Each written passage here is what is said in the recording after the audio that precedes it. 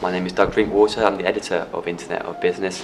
Delighted to be joined by Nick Lansley. Nick, great to see you today. Great to be here, thank you. I know you've been speaking yesterday and this morning too. I'm really keen to first of all, I guess, bring you up on your interesting job title of Innovation Insider. Can you talk us a bit through what that entails and what your background is in this space? Absolutely. Well, I call myself an Innovation Insider is because I have a past, and my past is with Tesco, helping run the innovation group and the innovation discipline actually at Tesco.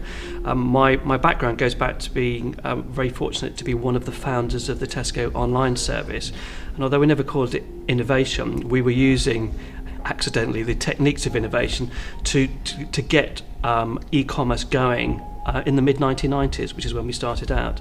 So what I call myself an insider is because what I'm doing is trying to encapsulate some of the techniques we use, the persuasive arguments that we gave to leadership to have an innovation function and to deliver innovation projects and feel that be felt as a value-add part of the company.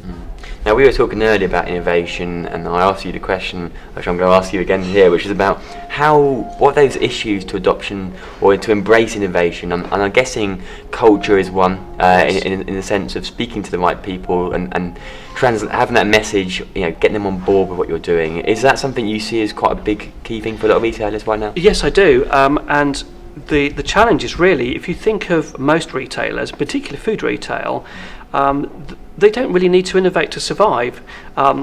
The baked beans has been through the supply chain for the last several decades, and so the reason for wanting to bring innovation to a company is to really create that step change in experience for customers and to help colleagues. A very good example is the amount of data that's locked in a supermarket systems. A very good example that I would give is we know, all the supermarkets know, where every product is on every shelf, in every aisle, in every single store, but it's usually locked down completely away from use by colleagues, and certainly from customers.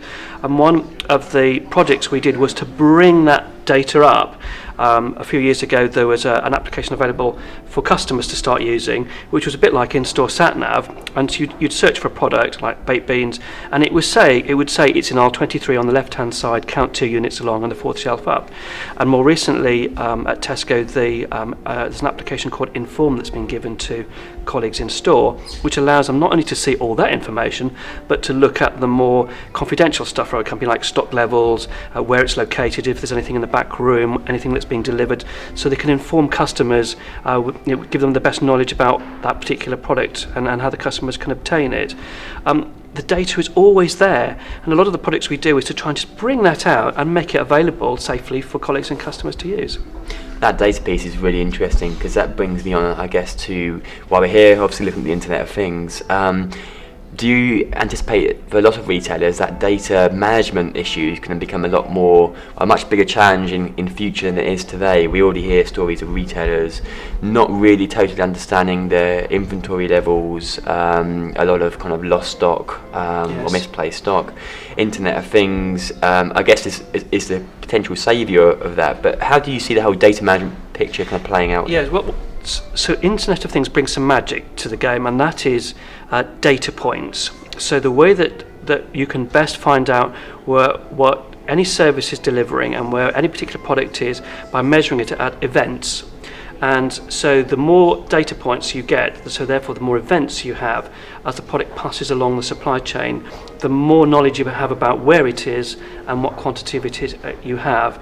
And it means that you can use much better stock logistics algorithms to tune that. So you need to have the data. And what Internet of Things is doing is allowing those data points to be far more frequent. So barcodes that get scanned by machines, devices that detect weight and size, all that, as it passes along, each product can be put through those data points, and it means then that you know where things are and what size it is and what the stock levels are, and that's, I think, where a great future is. And what do you see as the best examples of IoT in retail right now? Obviously IoT is still very much in its infancy across the different verticals. Yes. Where do you see the most opportunity for IoT in the retail sector? And I think it's a big opportunity as well. A lot of companies have several channels in which they reach customers. So, and in broad terms, there is the online channel and the in-store channel. And those companies, when you look at them in store and you look at them online, they may as well be two completely different companies, completely different entities. Yet I hate the opposite of that, which is omnichannel, which is where you're trying to homogenize everything into one smudged connection of the two.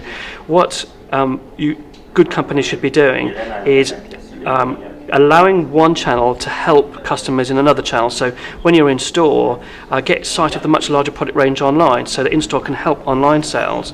When you're online, get insight of what's happening in a store, so you can get that product now rather than having to wait till tomorrow morning when it's delivered by post. So if you get the channels helping each other, but enjoying their own uniqueness, the experience that you get in store, the ability to see lots of products when you're online, so they can celebrate their uniqueness but help each other, and that's where Internet of Things can play a huge part in bringing them together but not homogenising them into some merged omni-channel. Who do you see as kind of the early leaders in the retail space here? We heard from Edmund from Tesco yesterday, and we're speaking about Tesco's use of IoT. Yes. Waitrose sounds like are doing something similar. Who do you see as the kind of the pioneers in the retail space of IoT? Well, I do think the grocery retailers are leading to a great extent, and that's because the business is very challenging, and persuading customers and getting their lifetime loyalty in your grocery store as opposed to competitors is a very big challenge, particularly with the rise of the discounters.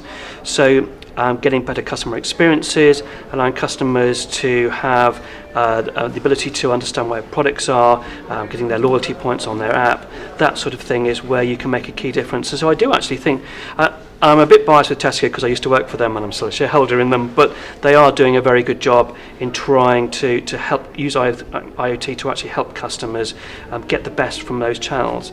I do believe that Waitrose is a very good example. In fact, the John Lewis Partnership is thinking very creatively and innovatively about customer experiences, and I think that's very, very good.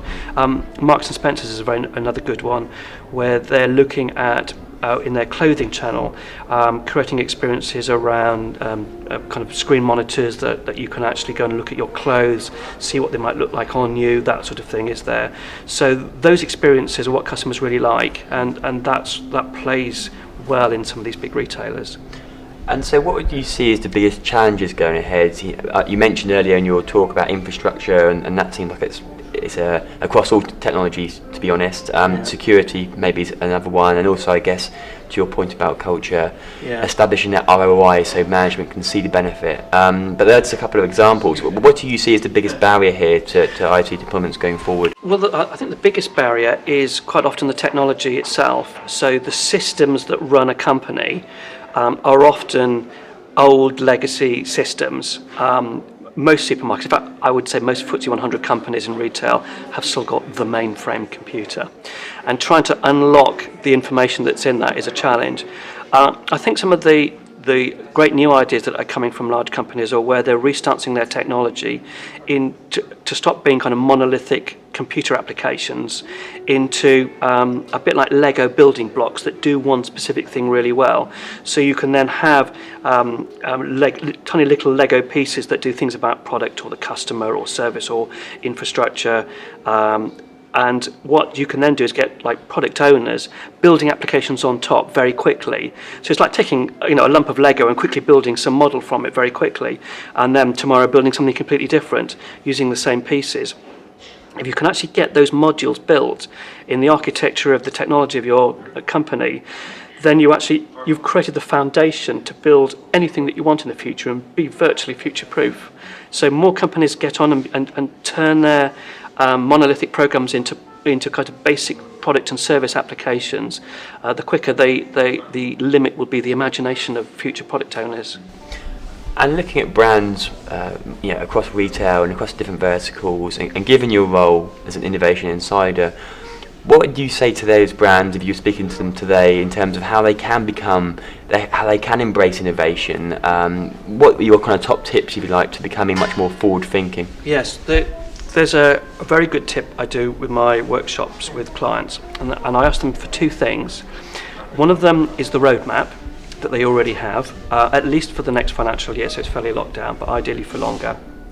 And then I ask that every head of department put together a list from their colleagues of everything they would love to do, regardless of what's on the roadmap, despite what's on the roadmap.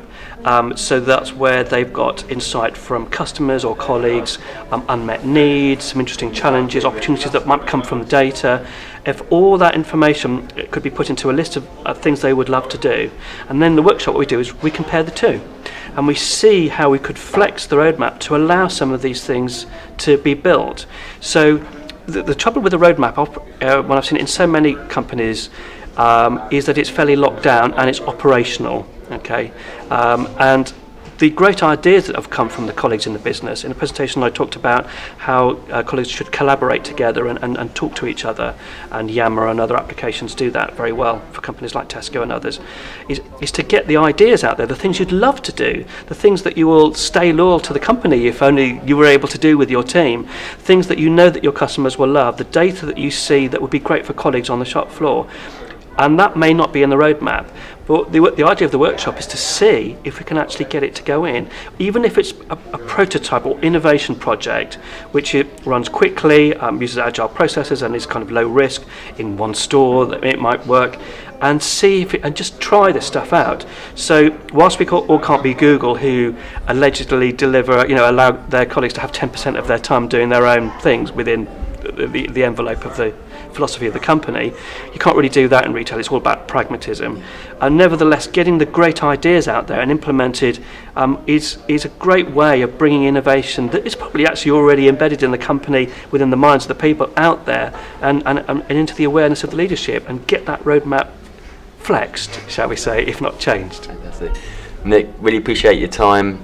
Enjoy the rest of the show and speak soon. Great stuff. Nice to Thank meet you. you. Thank you. Take care.